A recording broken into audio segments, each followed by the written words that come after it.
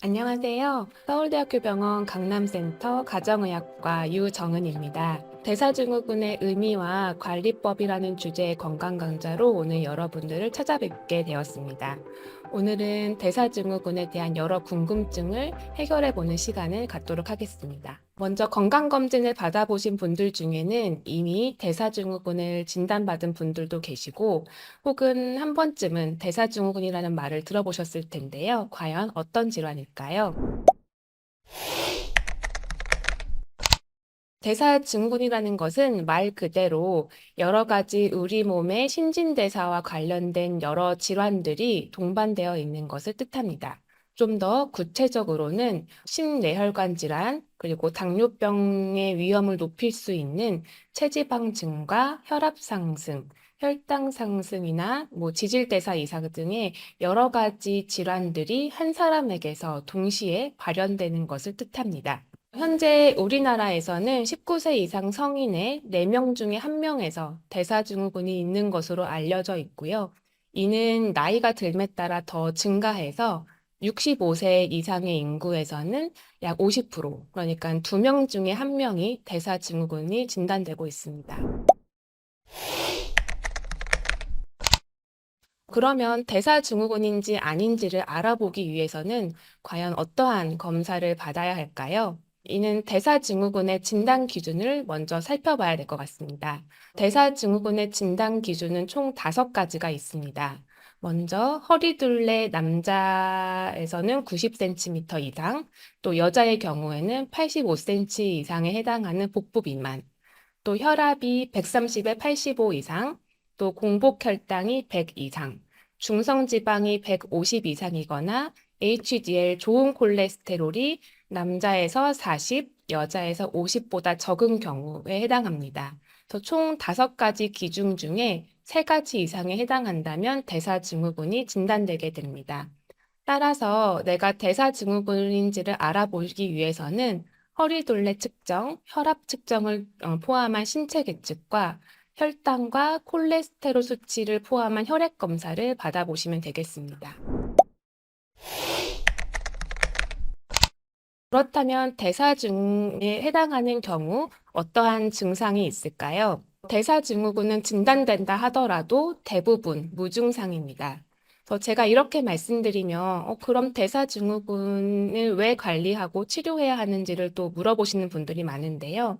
바로 대사증후군 합병증 때문입니다. 대사증후군이 있는 경우, 없는 경우와 비교해 봤을 때 심근경색이나 뇌졸중의 발생 위험이 약 2배 정도 높아지게 되고 당뇨병의 경우에는 무려 10배 이상 높아지게 됩니다. 또 이뿐만 아니라 지방간이라든지 암 발생 위험도 매우 높아지기 때문에 증상이 없더라도 대사증후군이 진단되셨다면 반드시 적절한 관리가 필요하겠습니다. 그러면 이제 대사증후군은 왜 생기는지에 대해서 잠시 알아보도록 하겠습니다. 대사증후군이 발생하는 데에는 사실 여러 가지 요인이 복합적으로 발생하기 때문에 어느 한 가지 때문이라고 보긴 좀 어렵습니다. 다만 그 중에서도 인슐린 저항성이 가장 중요한 역할을 하는 것으로 알려져 있는데요. 인슐린 저항성은 여러 가지 유전적인 요인과 환경적인 요인이 복합적으로 작용하여 발생하게 됩니다. 유전적인 요인은 아직 정확하진 않지만 여러 지질대사와 관련되어 있는 유전적인 요인이 관련이 있는 것으로 알려져 있고 환경적인 요인은 비만과 관련된 생활 습관이 주로 작용하게 됩니다. 대표적인 것이 고칼로리 식단, 또 과당 섭취, 또 운동 부족 등이 있겠습니다. 그래서 이러한 요인들로 인슐린 저항성이 발생하게 되면 이로 인해서 아까 대사증후군 진단 기준에서 살펴봤던 혈압이 올라간다든지 혈당이 높아진다든지 지질 대상이 이상이 생기는 대사증후군이 발생하게 되는 것입니다. 그러면 인슐린 저항성이 무엇인지 잠깐 알아보도록 하겠습니다. 인슐린은 혈액 내의 포도당을 세포 안으로 운반하여서 혈당을 낮추는 역할을 하는데요. 인슐린 저항성이라는 것은 이러한 인슐린에 대한 작용이 좀 떨어져 있는, 인슐린이 제대로 기능을 하지 못하는 상태를 뜻합니다. 그래서 인슐린 저항성이 생기게 되면 인슐린의 기능이 잘 안 되면서 혈당이 높아지게 되고, 또 높아진 혈당을 낮추기 위해서 인슐린의 분비가 더욱 증가하는 상황이 생기게 됩니다. 그래서 이렇게 높아진 인슐린으로 인해서 우리 몸의 체지방의 세포가 커지고, 또 혈압이 올라가고, 또 중성지방이 올라가는 등의 지질대사 이상이 생기게 됩니다. 그러면 이제 대사증후군이 진단되었을 때 어떠한 관리가 필요한지에 대해서 알아보도록 하겠습니다.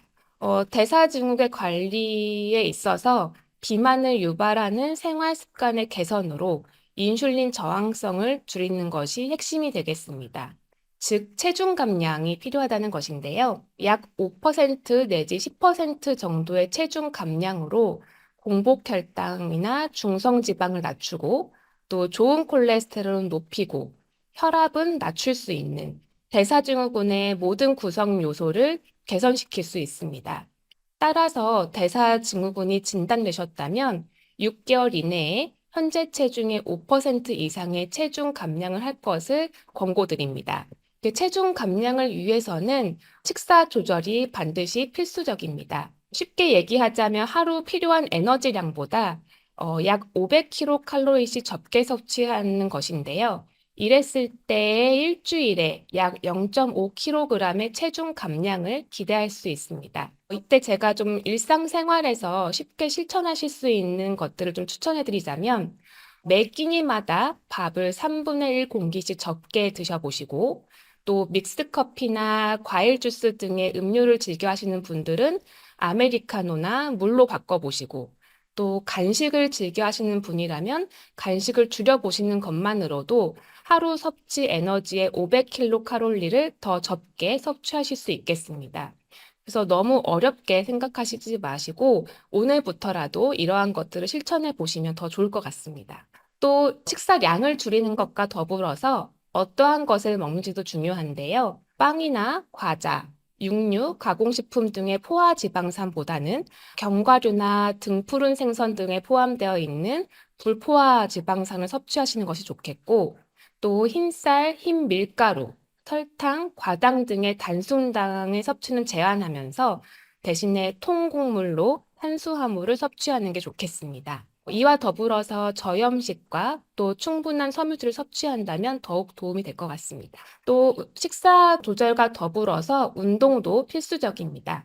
대사증후군 관리에 있어서는 중강도 이상의 운동이 추천됩니다. 이때 중강도 운동이라는 것은 운동하셨을 때 숨이 차고 옆 사람과 대화하기가 좀 어려울 정도의 강도인데요. 좀 더 객관적인 지표로는 220에서 본인 나이를 뺀 것을 최대 심박수라고 하는데, 이 최대 심박수의 50 내지 70%가량을 도달할 수 있는 강도의 운동을 하시면 되겠습니다. 예를 들어서 또 6km/h 이상의 빠르게 걷기, 또 자전거 타기, 테니스, 배드민턴 등이 해당합니다. 이러한 중강도 이상의 운동을 주당 150분 하시면 좋은데요. 이를 한꺼번에 몰아서 하는 것보다는 일주일에 3일 내지 5일 정도로 나눠서 하시고, 다만 한 번 할 때 운동 시간은 최소 10분 이상이 될 수 있도록 하시는 것이 운동의 효과를 보실 수 있습니다. 또 이런 유산소 운동뿐만이 아니라 근력 운동을 병행하는 것이 좋습니다. 여러 연구들에서 이렇게 유산소 운동과 근력 운동을 병행했을 때 대사증후군의 예방 효과가 가장 좋은 것이 알려져 있습니다. 그래서 근력 운동을 하실 때에는 한 번 할 때 8종목 이상 10회 정도 반복할 수 있는 운동의 중량으로 2세트 내지 4세트 정도 하시는 것을 주 2회 하시는 것이 가장 좋겠습니다. 또한 대사증후군이 진단되었는데 술을 즐겨 드시는 분들이라면 음주량 관리도 필요합니다. 남자의 경우에는 하루 2잔, 여자 및 65세 이상인 경우에는 하루 1잔이 적정 음주량인데요.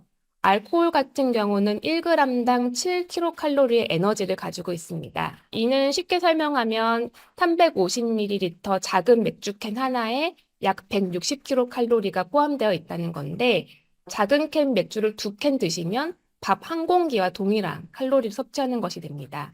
뿐만 아니라 술을 먹을 때 같이 드시는 음식을 통해서 또 전반적인 에너지 섭취가 증가할 수 있기 때문에 비만과 특히 복부 비만에 매우 큰 영향을 주게 됩니다. 따라서 대사증후군이 진단되었고 또 술을 많이 좋아하시는 분들이라면 적정 음주량을 반드시 지키는 것이 좋겠습니다. 또 대사증후군이 진단되었고 흡연자의 경우에는 반드시 금연이 필요합니다. 흡연은 직접적 또는 간접적으로 인슐린 저항성과 만성염증을 유발하게 됩니다. 따라서 흡연을 하는 경우에 그렇지 않을 때보다 대사증후군 위험이 매우 높아지게 되는데요. 또 심뇌혈관 질환과 직접 연관이 있기도 합니다.